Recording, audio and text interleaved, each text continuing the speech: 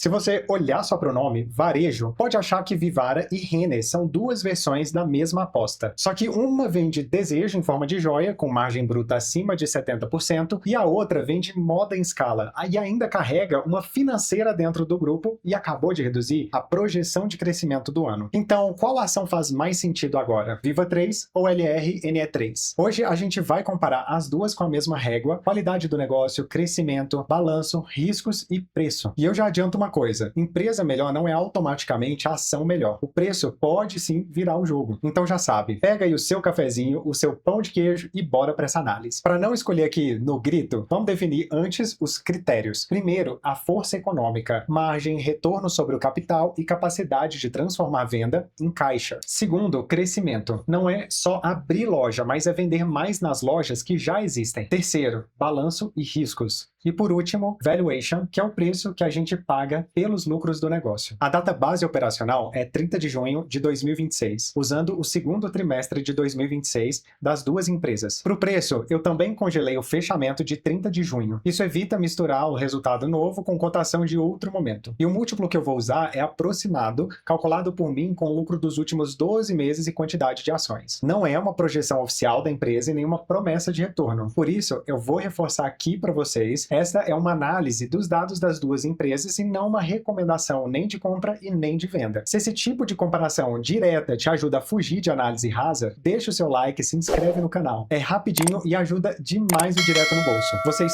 sabem da minha meta de 1000 inscritos para esse ano, então dá essa força e deixa também um comentário aqui para dar aquela moral. Isso me motiva demais. Bom, vamos lá. A Vivara não é só uma rede de lojas de shopping. Ela controla boa parte da cadeia, desenha, produz e vende. Essa verticalização ajuda a capturar margem e reagir no mix de metais. Além da marca principal Vivara, o grupo também possui a Life, uma marca com produtos mais acessíveis e que também tem espaço para crescer. A Renner também não se resume à marca Renner. O grupo reúne marcas como Yukon, Kamikado, Ashua e além da Realize, que é o seu braço financeiro que oferece cartões e crédito. Isso traz escala e diversificação, mas também cria um risco que não aparece da mesma forma na Vivara, que é a inadimplência. Na prática, a Vivara vende um produto de desejo com ticket e margem altos. A Renner depende mais de volume, coleção certa, clima, renda disponível e tráfego nas lojas. As duas são varejo, mas o motor econômico é bem diferente. Agora, olha os números do segundo trimestre de 2026. A receita líquida da Vivara cresceu 9,5%.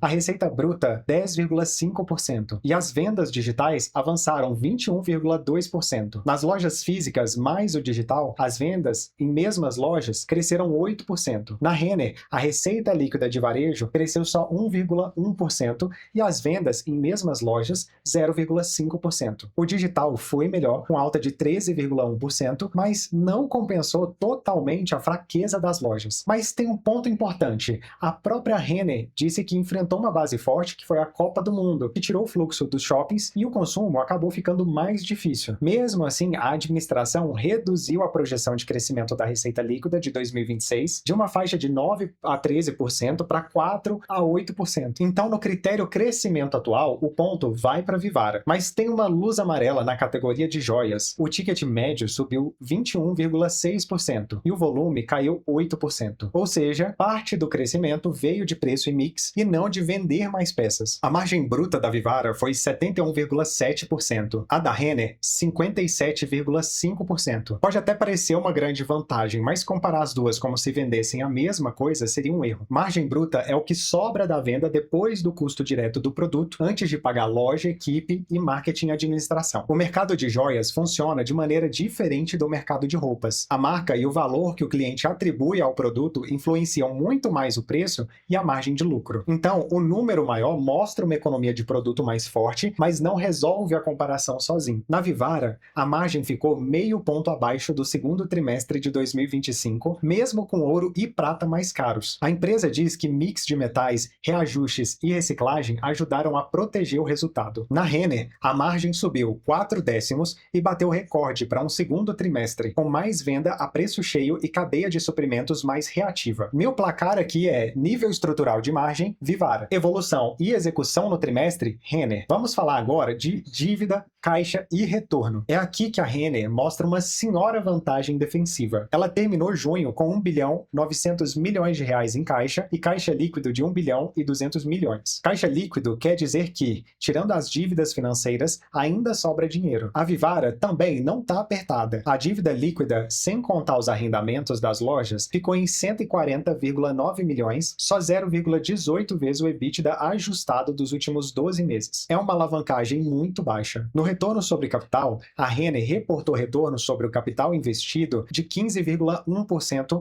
nos últimos 12 meses. Esse indicador tenta responder quanto a empresa gera de resultado operacional em relação ao dinheiro investido no negócio. A Vivara não traz na release a mesma métrica com a mesma fórmula, então eu não vou inventar uma comparação direta. No caixa do semestre, a Vivara melhorou bastante com redução de estoques, mas ainda tinha 582 dias de inventário. Pensa assim, joia gira mais devagar e metal precioso funciona de forma diferente de camiseta. Então não dá para comparar os dias de estoque de forma automática. O que importa é a trajetória. Esse número caiu 88 dias em um ano. Na Vivara, eu vejo 4 riscos principais. Primeiro, ouro e prata. A empresa tem proteção natural por estoque, reciclagem e mix, mas isso não elimina o risco de custo. Segundo, expansão. Loja nova demora para pegar o ritmo e no primeiro semestre as despesas de venda cresceram mais que a receita. Terceiro, estoque elevado, mesmo melhorando. E quarto, governança e execução. Uma empresa de controle familiar pode ser muito eficiente, mas mudanças na liderança e decisões do controlador precisam ser acompanhadas. Na Renner, o primeiro risco é renda e juros. Roupas não são itens essenciais. Quando o orçamento aperta, as pessoas podem deixar essa compra para depois. Segundo, concorrência internacional e plataformas digitais. Terceiro, execução de coleção. Isso porque errar moda significa desconto e margem menor. E quarto, crédito. A Realize tinha cerca de 6 bilhões e 443 milhões de reais